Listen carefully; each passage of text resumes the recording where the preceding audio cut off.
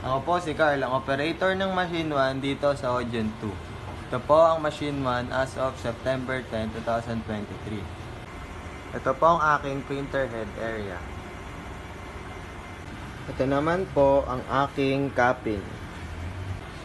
Ganito po ang tamang pag-head clean.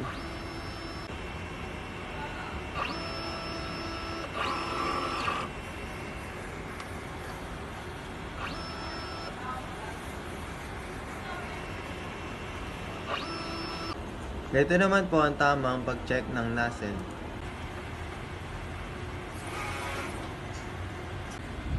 Ito po ang aking output last week. Ito po ang aking printer daily checklist.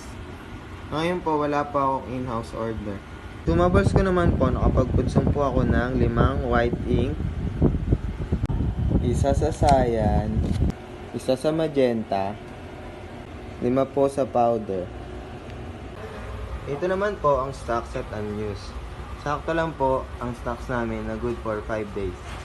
Ito po ang aking waste tank area. Ang last disposal ko po ay kanina lang.